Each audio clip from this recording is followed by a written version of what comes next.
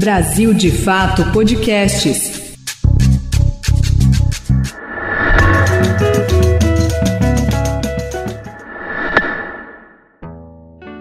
As Olimpíadas não estão à margem da disputa geopolítica.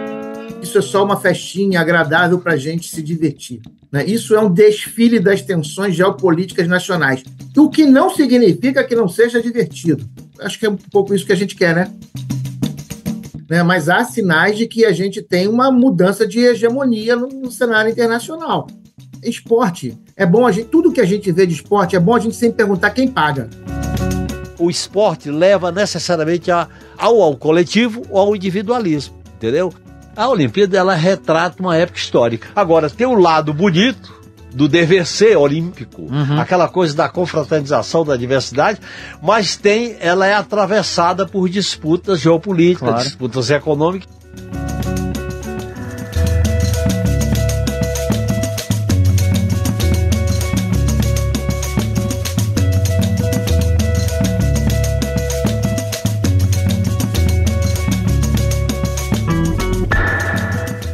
A partir de agora você acompanha mais um episódio do podcast 3x4, o podcast de política do Brasil de Fato, que toda semana traz uma análise dos principais assuntos do Brasil e do mundo. Eu sou a Nara Lacerda, estou aqui com o Igor Carvalho dividindo a bancada deste maravilhoso podcast. Meu companheiro de redação, tudo bem, Igor? Tudo, Nara Lacerda, mais uma semana, bora que bora. Vamos nessa. Compondo a nossa bancada nesta semana está o nosso comentarista José Genuíno, ex-presidente do PT e ex-deputado constituinte. Olá, companheiro. Tudo bem, estamos aí. Bem-vindo de volta. E o nosso tema hoje, Igor?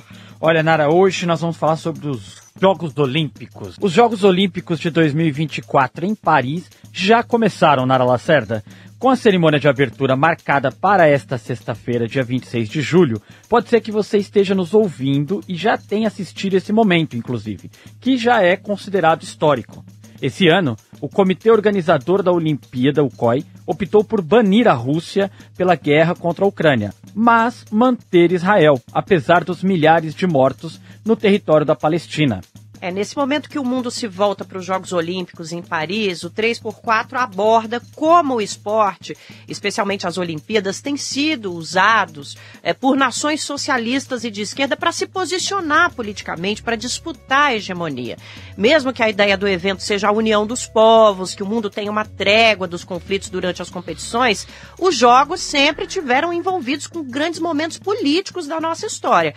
E para contar mais sobre esse tema, a gente vai receber o Vitor Andrade Mello, que é professor de História da Universidade Federal do Rio de Janeiro, a UFRJ, e é coordenador do Esporte, Laboratório de História do Esporte e do Lazer. Professor, muito obrigada pela presença aqui no podcast 3x4. Olá, pessoal, tudo bem? Um prazer estar participando desse programa, às vésperas do início desse evento tão incrível, que são os Jogos Olímpicos. Professor, vamos começar pelo começo.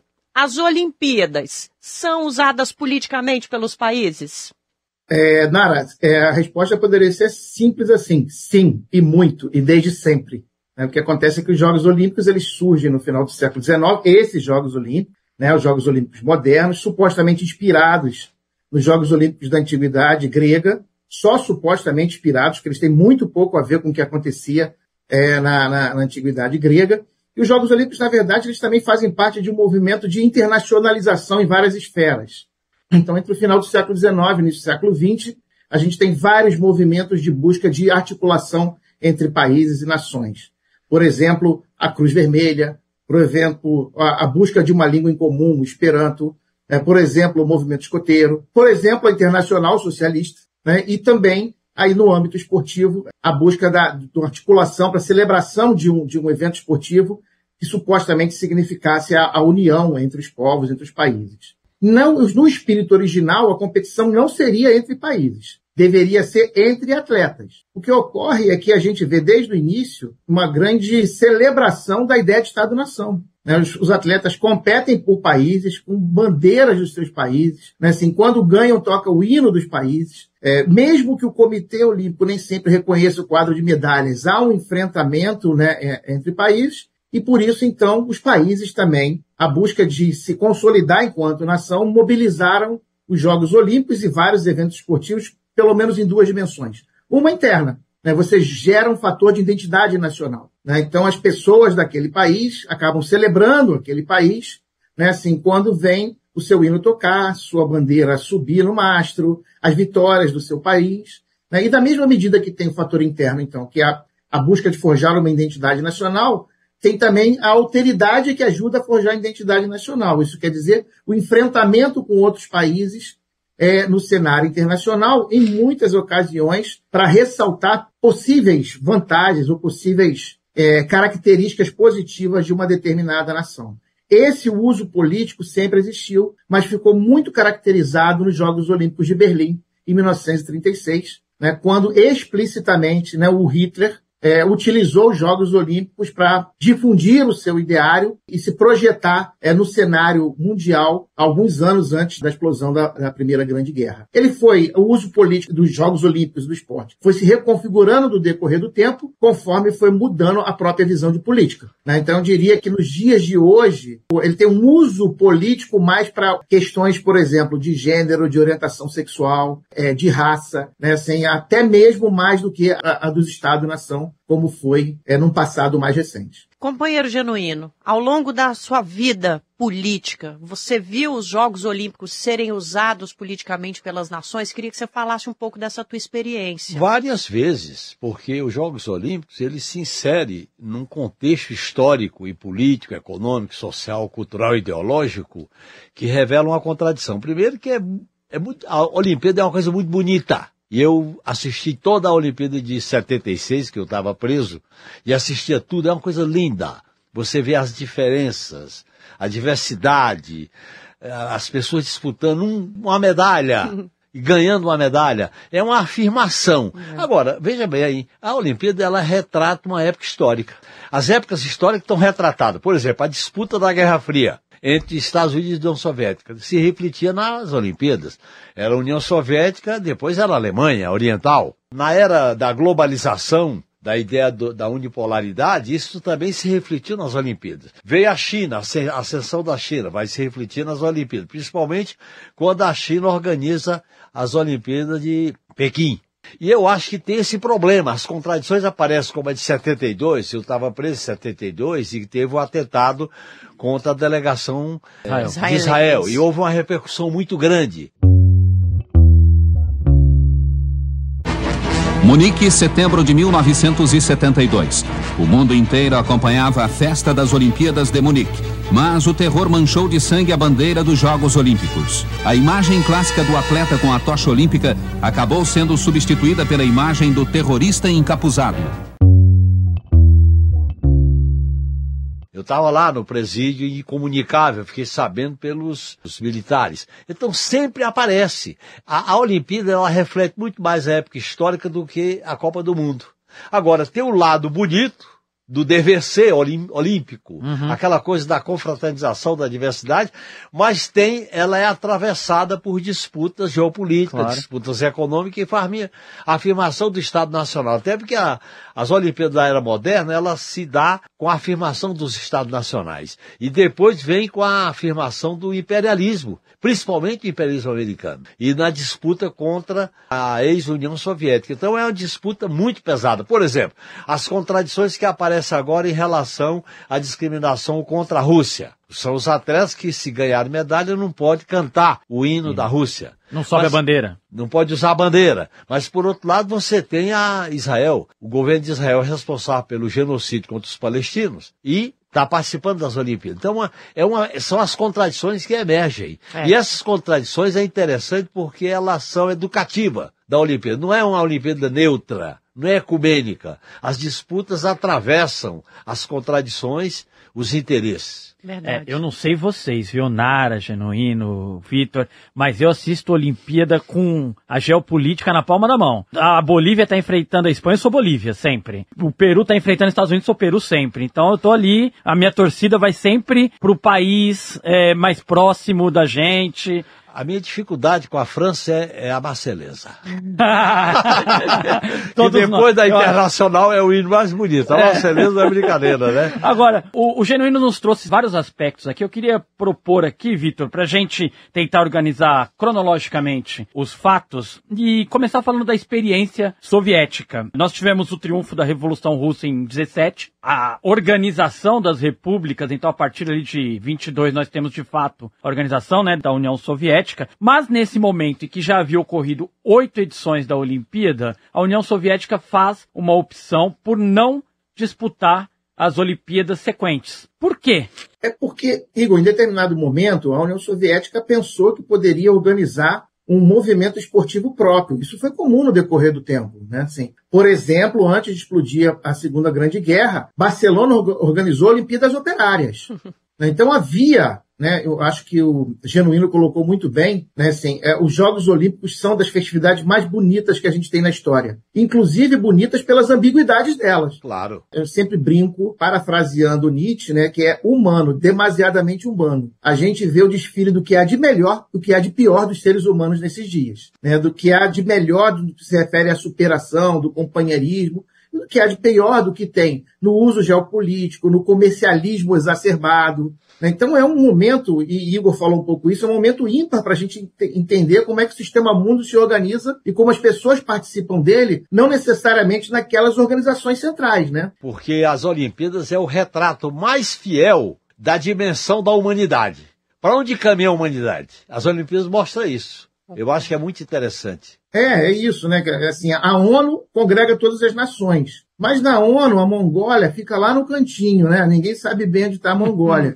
Agora, se a Mongólia bota um uniforme muito bonito, como ele botou agora, né, assim, ela é projetada mundialmente, ao contrário da seleção brasileira. É verdade. Né, que tem sido ficada pelo seu uniforme. Quer dizer, é uma plataforma de visibilidade da nação incrível. Então, lá no momento primeiro da União Soviética, ela queria organizar um movimento próprio, né, um pouco a partir da denúncia de que os Jogos Olímpicos eram uma grande exibição da sociedade burguesa. E são efetivamente. Mas também são um campo de disputa, não é? Quer dizer, assim, também existem uma série de países uma série de experiências específicas, né, assim, que não estavam alinhadas com essa ideia do capitalismo preponderante, que também entraram nos Jogos Olímpicos para disputar. Então, a partir de determinado momento, a União Soviética percebe, né, isso também tem a ver com o momento de maior abertura da União Soviética, maior contato com a experiência ocidental e, fundamentalmente, do acirrar da Guerra Fria. Parece, Vitor, uma questão interessante aqui. Diferentemente dos tempos atrás,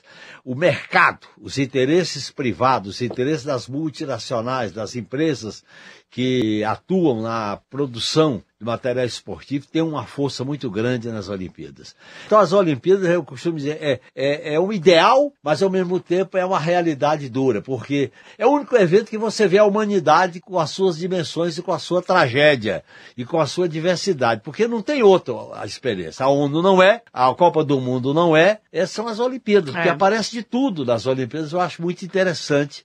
E aparece não o imperialismo apenas, não apenas a disputa geopolítica, aparece também, como você falou aí, os países como Marrocos, disputando agora com a Argentina, aparecem outros, aparece o racismo, aparece o preconceito, aparece o hegemonismo, aparece a contradição de dois pesos e duas medidas.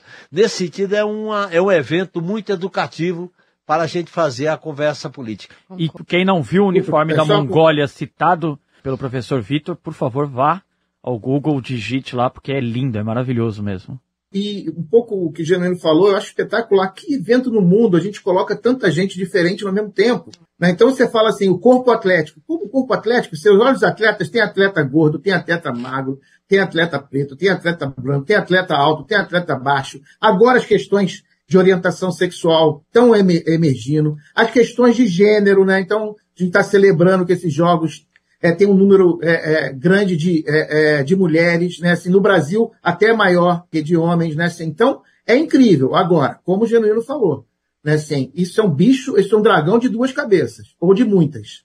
Uma é do ideal, né? Uma é da beleza, e outra isso é um campo de negócios ferrenho e feroz, não é? Então, quer dizer, a gente sempre tem que olhar para esse evento nem com olhares só detratórios e nem com olhares só de elogio. Tem que entender a ambiguidade e as contradições que esse evento incrível nos permite aí visualizar e perceber.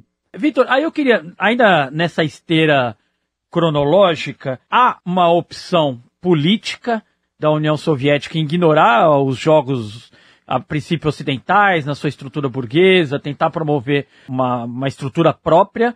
E por que isso muda? E em 1956, a Rússia passa a disputar. O que a Rússia, depois de ficar alijada há tanto tempo, por que ela se torna uma potência olímpica? A Rússia na União Soviética, perdão. Então, houve investimentos, né, assim, tanto o Bloco Socialista investiu profundamente, investimentos estatais profundos no esporte, né, assim, houve investimento também no esporte de massa, né, no esporte como direito para o grande conjunto da população.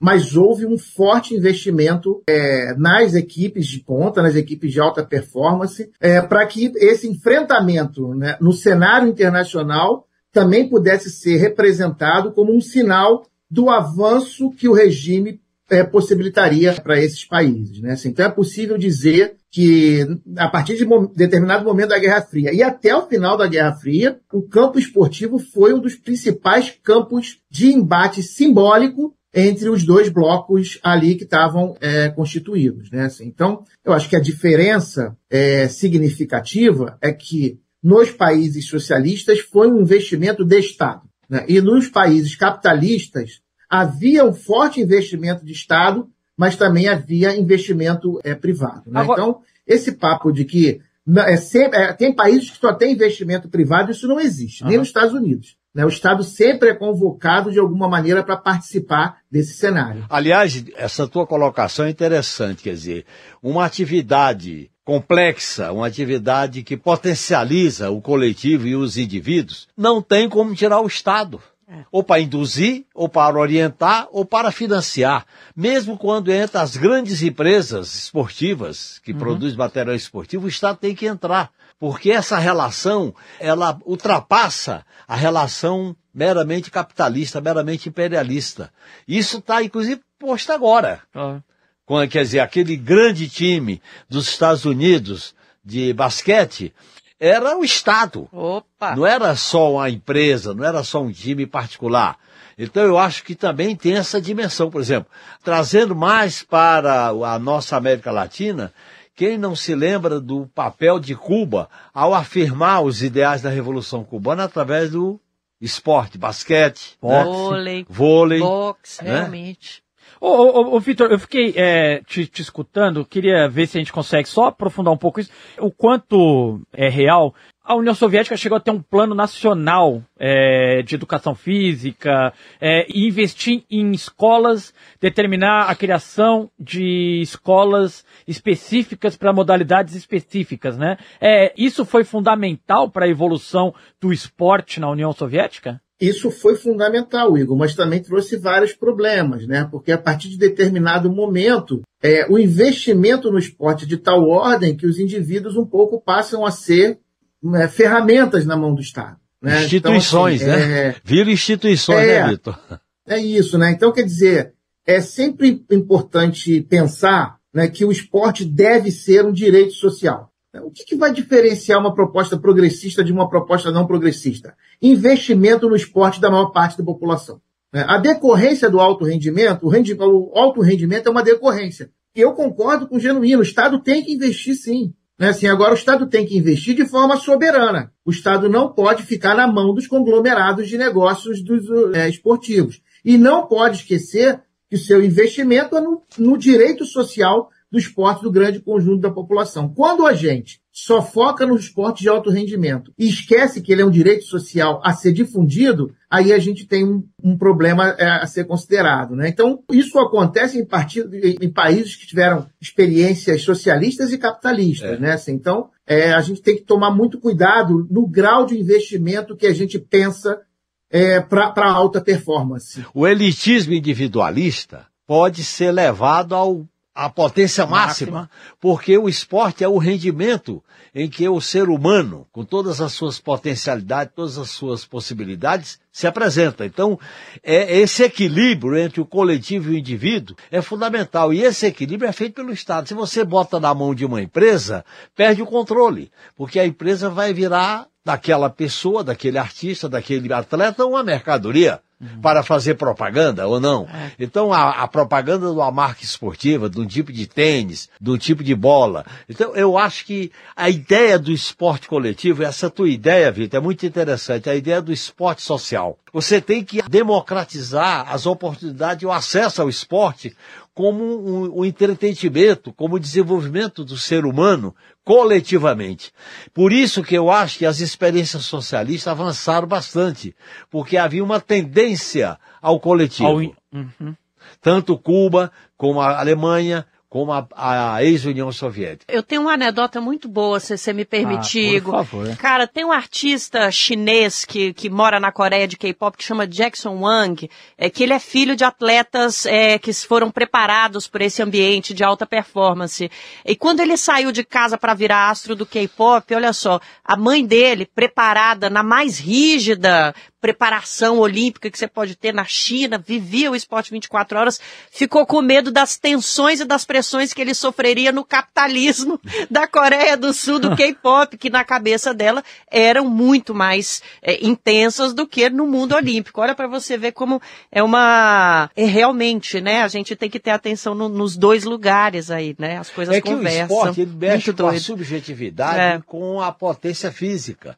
Esse equilíbrio entre a subjetividade e o desenvolvimento físico se manifesta em todas as modalidades, seja o esporte coletivo, seja o individual. Eu acho que esse equilíbrio tem que haver muito cuidado. As federações, as confederações têm que ter muito cuidado. Ela não pode ficar prisioneira do mercado, quer dizer, porque esse equilíbrio, porque ele é real.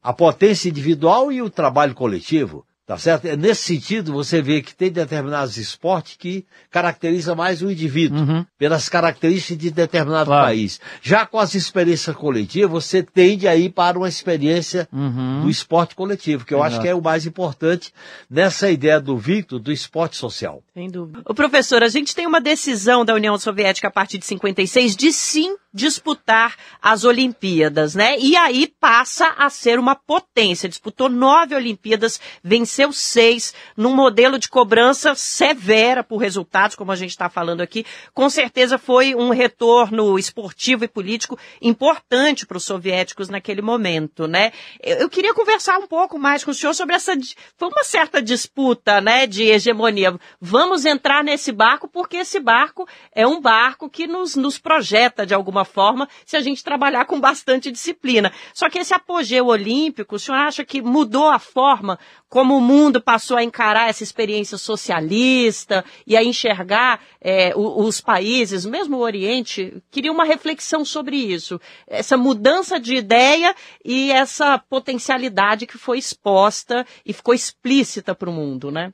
É difícil, Nara, a gente medir o quanto que essas experiências têm repercussão internacional para além das fronteiras do bloco socialista, porque o que vai acontecer é o seguinte, a mídia, a grande mídia, ela é capitalista, né? Então a grande mídia vai repercutir, né, aquilo que interessa aos seus financiadores, aos seus apoiadores, né? Assim, então, tanto não é mentira as denúncias que houve no que se refere à prática esportiva no antigo bloco socialista, né? Assim, mas elas foram muito mais exponenciadas do que as conquistas que houve no bloco socialista, né? Assim, então, eu diria sempre assim, eu prefiro, mesmo Cuba, como falava o Genuíno, eu prefiro mais considerar que o melhor da experiência cubana não são as medalhas, é o fato de que o povo cubano faz muito esporte a todo momento. E as medalhas, então, que é um caso impressionante, né? Assim, são repercussão de um povo que investe em esporte, que entende esporte como direito social. Eu acho que isso é um fator fundamental. Vejamos o seguinte, alguns países, notadamente os países sociais-democratas do norte europeu, os países nórdicos, né, assim, não dão nem muito valor a esse negócio de medalha.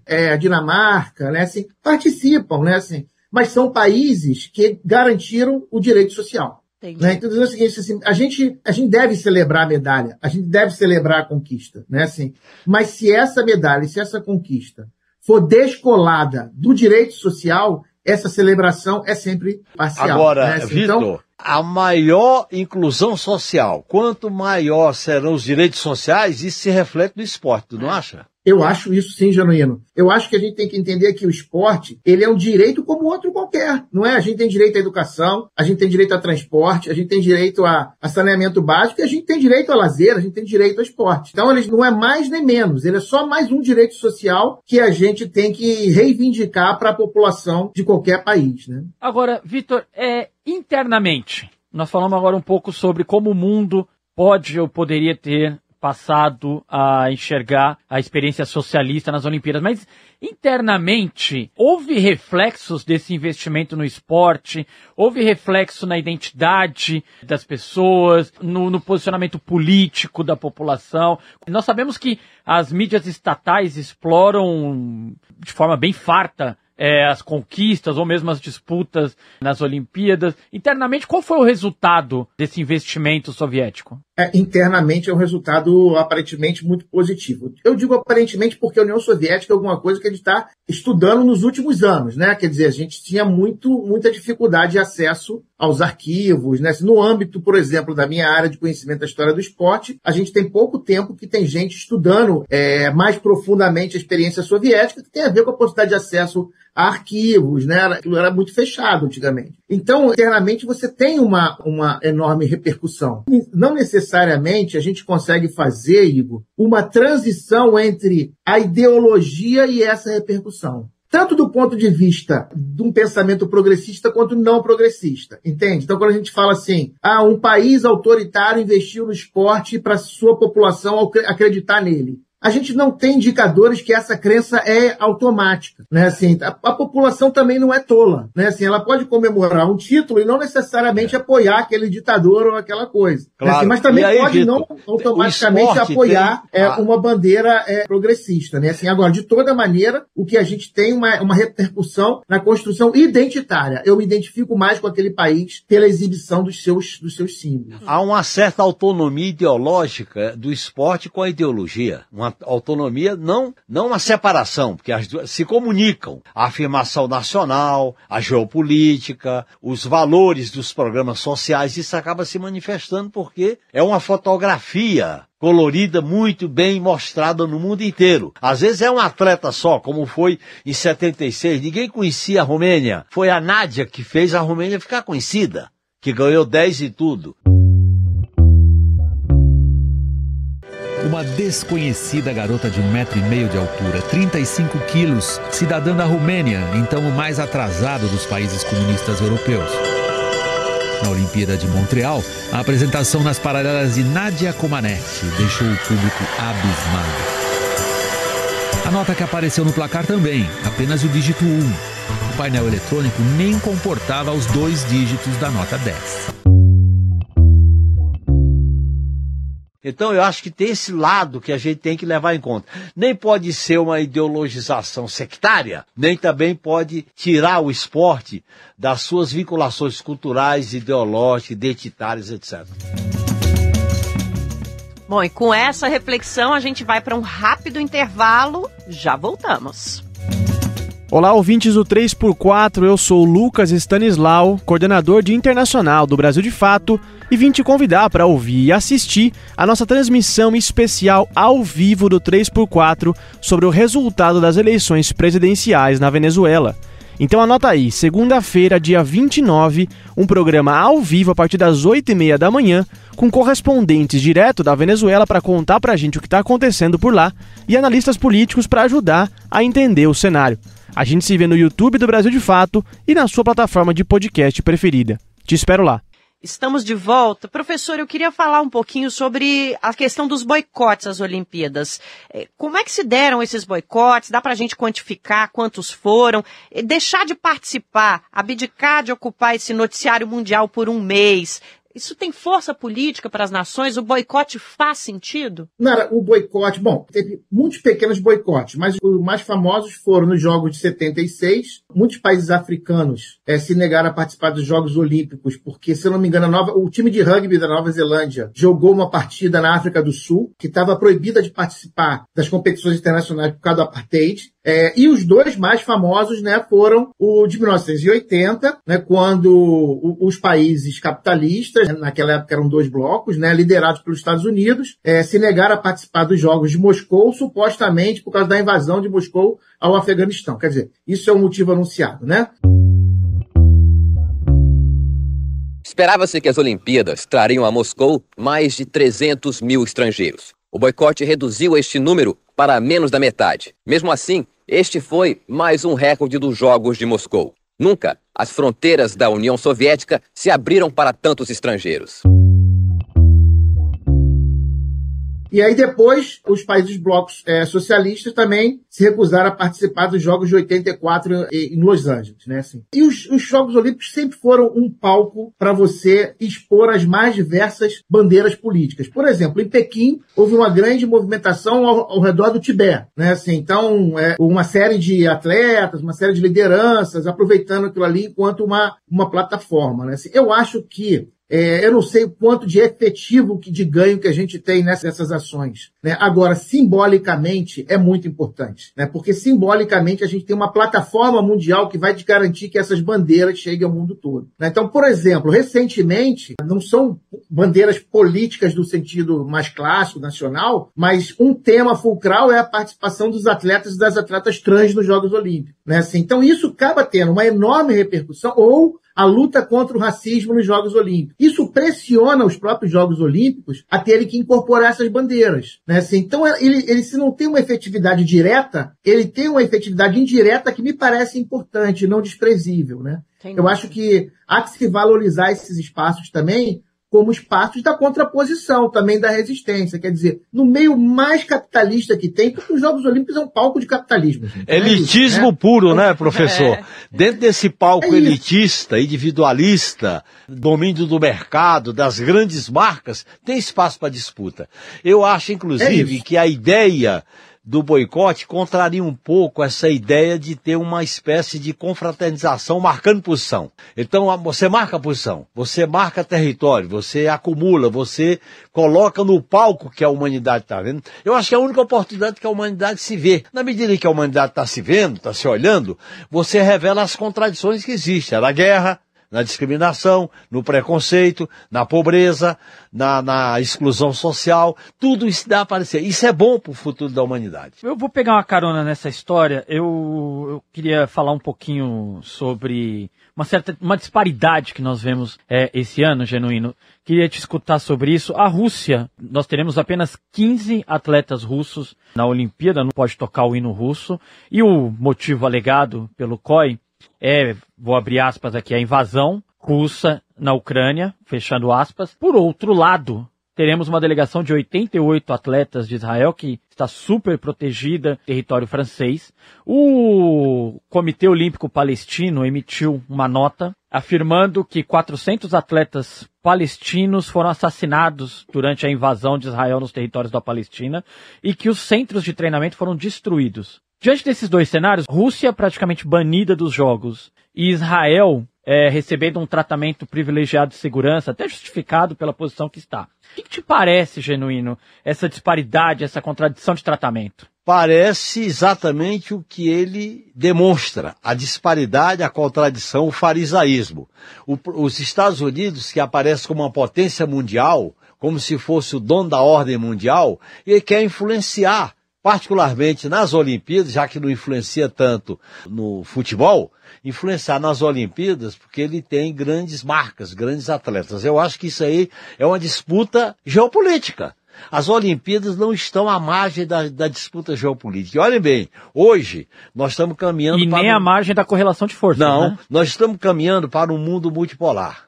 E numa correlação de força em que os Estados Unidos se reflete uma certa decadência, há uma certa ascensão a ser examinado, tudo indica que sim, da China, e há uma diversidade maior. Eu acho que essas Olimpíadas é que vai apresentar a maior diversidade de representação de todas as Olimpíadas. Uhum. Não estou me referindo ao rendimento dos atletas, estou me referindo à diversidade. É a roupa, são os atletas, as modalidades, as simbologias. Eu acho que isso aí reflete uma nova era que a gente está entrando nela. Agora, é uma nova era delicada, porque tem guerra, tem fome, tem os super ricos, tem pandemias, tem refugiados, tem palestinos, tem a Ucrânia e tem a hegemonia da OTAN, que quer eliminar a Rússia enquanto uma possibilidade de um país grande. Esse é o problema que está em jogo. Então tudo isso acaba aparecendo nas Olimpíadas. Eu acho que essa atitude de discriminar a Rússia enfraquece o potencial olímpico do que representa aquele país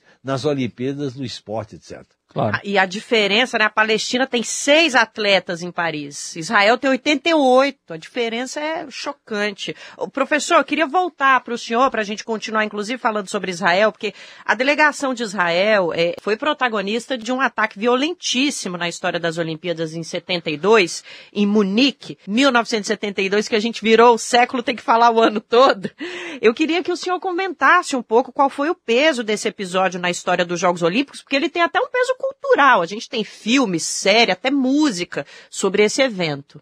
O peso, Nara, foi o início de um processo que tornaria os Jogos Olímpicos cada vez mais delicado no processo de organização. Né? Então, quer dizer, os Jogos acabou um pouco, foi acabando, acho que o Genuíno falou super bem aí na fala dele anterior, acabou um pouco a farsa que isso é só uma festinha agradável para a gente se divertir. Né? Isso é um desfile das tensões geopolíticas nacionais, o que não significa que não seja divertido. Né? Eu quero deixar claro para vocês que eu estou falando com vocês. Que não seja divertido e belo, né, professor? Exato, né?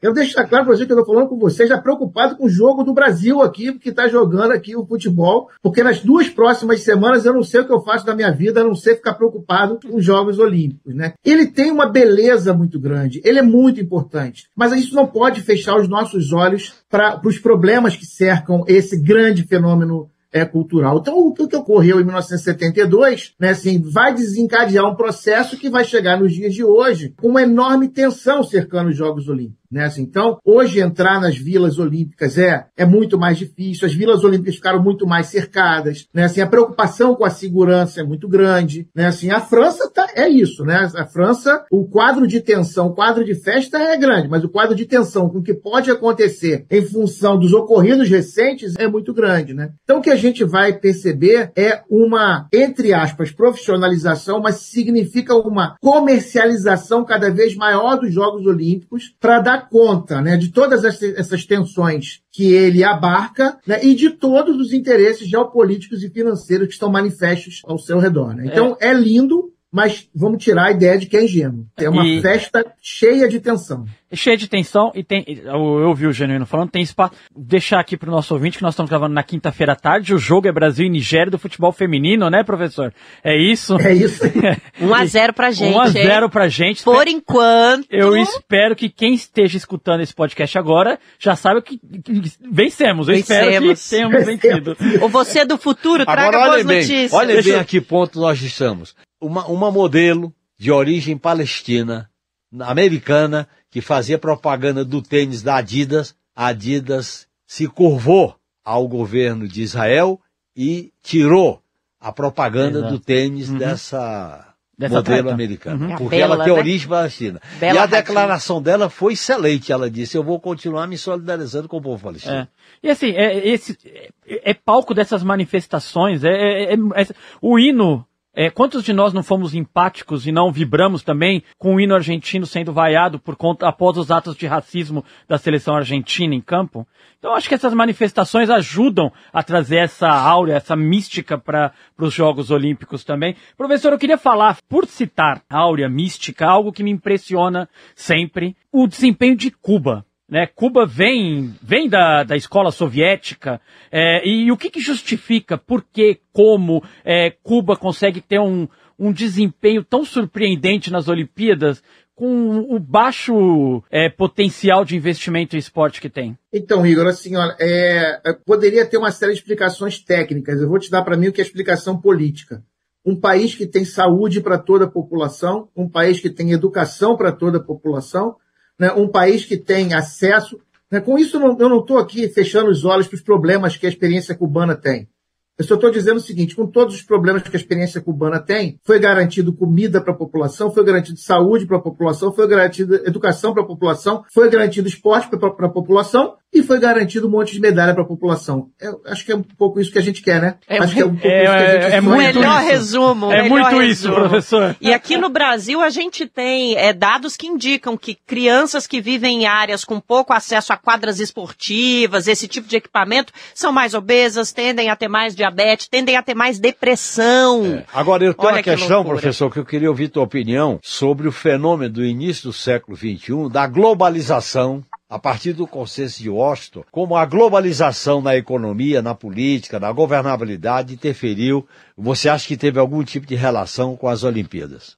Enormemente, Genuíno, em todos os aspectos, inclusive no que a gente chama de atleta nacional, né? Porque antigamente, o que era um atleta do Brasil? Aquele que nasce no Brasil, né? Assim, mas, quer dizer, o Brasil é menos, mas o que é um atleta de Portugal? É o que nasce em Portugal, né? Hoje em dia é o cara que nasceu em Cabo Verde, pode ter nascido em outro lugar, se nacionalizou. Então, assim, cada vez menos, quer dizer, num cenário em que houve uma fragilidade das bandeiras nacionais em função da exponenciação dos mercados internacionais, né, também os atletas viraram um produto e o esporte virou um produto nesse cenário, né? Assim, há uma reconfiguração do fenômeno, porque é isso, né, Juliana? Assim, se a gente está falando, a gente concorda que o esporte ele é um produto muito forte do capitalismo, todas as mudanças da sociedade capitalista impactam também no esporte. Não é que vai acabar se reposicionando nesse cenário. Agora, se as Olimpíadas são esse espelho geopolítico e social da nossa vida, achamos que há algo acontecendo neste momento no mundo do esporte que traz um pouco esse fato meio que comprovado, né? A gente tem que falar dos chineses, viu, professor? Não podemos finalizar esse programa sem conversar sobre essa ascensão. Em 92, os Estados Unidos fecharam os jogos com 37 ouros, a China tinha 16. Em 2000, os chineses ganharam 28 medalhas de ouro contra 37 dos estadunidenses. Em 2020, lá em Tóquio, os Estados Unidos terminaram com 39 medalhas e a China veio logo atrás com 38. A gente pode esperar a primeira vitória da China? Eu sei que o senhor não está prevendo o futuro aqui, não somos casa de aposta. Podemos esperar que seja a nossa próxima superpotência olímpica, professor? Eu acho que a Genuíno já até antecipou um pouco isso antes, é isso, né? O mundo está mudando de polo, né? Há sinais, né? Assim, ninguém pode prever o futuro, né? Mas há sinais de que a gente tem uma mudança de hegemonia no cenário internacional.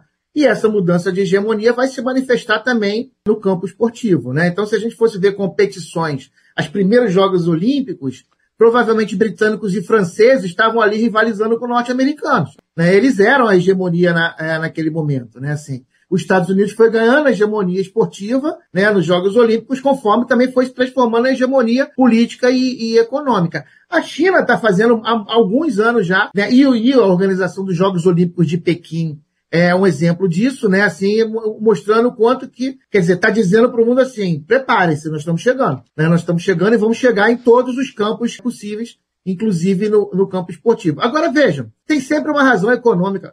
Esporte. É bom tudo que a gente vê de esporte, é bom a gente sempre perguntar quem paga. Né? Claro, quem paga isso? Quem financia, né, professor? Quem financia isso? Qual é a empresa que não quer entrar num país que tem 1 bilhão de pessoas? Opa! Né? Quer dizer, é vender muito tênis, é vender muito produto. Mas os chineses, em breve, vão desenvolver uma indústria esportiva própria. Né, assim, e tão poderosa, porque isso tem sido uma tônica do processo de industrialização recente dos chineses. Né, assim, e aí vai ser muito interessante ver essa nova organização do quadro geopolítico mundial esportivo, né, aqui no caso. Ô, Genuíno, a gente está caminhando para o fim. Depois de todo esse debate, conseguimos perceber aqui que existem 2 modelos opostos de incentivo ao esporte, né? Um valorizando a presença do Estado, a força do Estado. Um público e o outro privado. O que esses 2 modelos podem ensinar para o Brasil, que ainda está crescendo, mas ainda tem números tímidos, acanhados nas Olimpíadas? Primeiramente, tem que ensinar para o Brasil que a esfera pública é essencial, porque se você joga a esfera privada, você vai ter o esporte de alto rendimento, com alguns times, com algumas modalidades, mas você não vai criar um esporte de massa, um esporte social, como muito bem falou o Vitor. Então eu acho que o papel do poder público, do Ministério do Esporte, das atividades ao nível de prefeitura, ao nível de governo do estado, nós temos que colocar o esporte social como uma atividade humana, do entretenimento, da ocupação, do lazer, de dar alternativa para a juventude, de dar um caminho para, inclusive, entrar nas periferias das grandes cidades com a prática esportiva. Eu acho, inclusive, que o governo, o Estado, deveria fazer investimentos pesados nessa área aí, porque tem resultado. Não só pelo resultado do rendimento esportivo, seja nas Olimpíadas, seja na Copa do Mundo, o Brasil tem um potencial muito grande, como também uma atividade social, é direito social. Nós estamos falando de direito coletivo, assim como a comida, como a moradia, como a saúde, como a educação, é o esporte.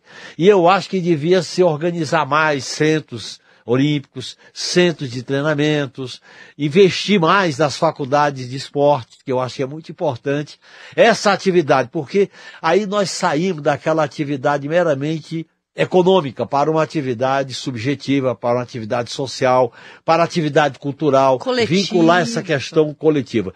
O esporte leva necessariamente ao coletivo ou ao individualismo. São as duas modalidades. E o coletivo vai depender muito do papel do Estado como financiador, regulamentador, como indutor dessas práticas esportivas. Se deixar na mão do mercado, só vai vingar aquele que tem alto rendimento, porque se associa com as transmissões, com a visibilidade, com as cadeias de rádio e televisão. Vitor, te estender essa pergunta também. O Brasil, não sei se você concorda, por favor, fique à vontade, mas parece que o Brasil não tem um projeto, reage à emergência do momento. Nós temos, convido os nossos ouvintes a ler a matéria publicada pelo Brasil de Fato, assinada pela Carolina Batailler esta semana, falando sobre a Bolsa Atleta, o quanto a Bolsa Atleta alcança os atletas brasileiros, e valor médio aí de R$ 1.900 genuíno. Isso quando ele não vai para o segundo nível da Bolsa Atleta, que é o pódio, que aí esse valor cresce um pouquinho. O que fica de tudo que a gente conversou aqui? Onde que você enxerga que o Brasil pode melhorar no seu investimento em esporte, Vitor? Eu vou um pouco, Igor, na linha do genuíno, né? Eu não sou contra o mercado atuar no esporte. Pelo contrário, né? Eu acho que a gente tem que utilizar o mercado no esporte, mas a partir do interesse público, né? Assim, com um Estado forte, né? Assim, que garanta efetivamente um projeto olímpico e um projeto de formação de talentos, né? Que não massacre os cidadãos e, fundamentalmente, garanta um projeto de esporte que se constitui enquanto direito social para o grande conjunto da população, articulado com melhorias do sistema de educação, de saúde, de cidade mais inclusiva. É sempre pensar o seguinte: qual é o melhor campo esportivo que tem? A cidade. Né? Quando a gente tem uma rua bacana, a gente anda de bicicleta. Quando a gente tem uma casa bacana, a gente pode viver. Quando a gente não precisa viver com violência pública, a gente pode utilizar a rua. Né? Então, assim, eu vou ficar aqui acompanhando, como sempre, torcendo pela seleção brasileira de todas as modalidades, mas torcendo para que sejam jogos bonitos. Né? Assim, tomara que a gente tenha muitas medalhas esportivas, mas tomara que a gente continue caminhando para não ter mais algumas medalhas horríveis. Eu não quero mais para o nosso país medalha da fome, eu não quero mais para o nosso país medalha de jovens negros sendo massacrados nas comunidades. Medalha de racismo no esporte, né? Eu não quero mais para esse país medalha de racismo, né? Então, não adianta ter medalhas esportivas se a gente ainda continuar portando no peito essas medalhas lamentáveis, né? A gente precisa, de fato, que o esporte seja resultado de um investimento social profundo e um reconhecimento enquanto direito da população em todos os âmbitos. Perfeito, professor. Excelente. Obrigada, viu? Nós vamos agora falar um pouquinho sobre cultura, e eu tenho certeza que a gente vai acabar conversando esporte com cultura nessa nossa parte aqui, nesse nosso trecho do podcast em que a gente abre esse espaço. Professor, como sempre, todos os episódios a gente convida quem está aqui conosco a dar uma sugestão artística, cultural, e eu queria saber o que o senhor trouxe para nós hoje. Eu queria sugerir um livro e um filme. Um livro para os mais críticos, para quem quer ver um pouco os problemas que cercam os Jogos Olímpicos. Ele se chama Os Senhores dos Anéis, Poder, Dinheiro e Drogas nas Olimpíadas Modernas, do Simpson e do Andrew Jennings. Esse é bem crítico. E o outro, uma abordagem um pouco mais romântica, né? Que é um filme antigo, que chegou a ser agraciado com o Oscar, que é o Carruagens de Fogo. Um filme antigo, mas a gente ainda encontra bastante uma abordagem mais romântica. Mas é bom que a gente vê, né, deixa aqui para quem está ouvindo a gente, não uma mensagem só da crítica, né? Mas eu acho que é aquilo que a gente procurou conversar, vocês dois, Genuíno e eu, a ideia de que a gente veja os Jogos Olímpicos a partir do que eles realmente são. Um dos momentos mais belos da humanidade e um dos momentos mais críticos da humanidade. Eu vou até pedir, eu vou ousar pautar Camila Salmazo, nossa diretora, para pedir um sobe-som da trilha de Carruagem de Fogo, para que as pessoas imediatamente se transportem. Exatamente.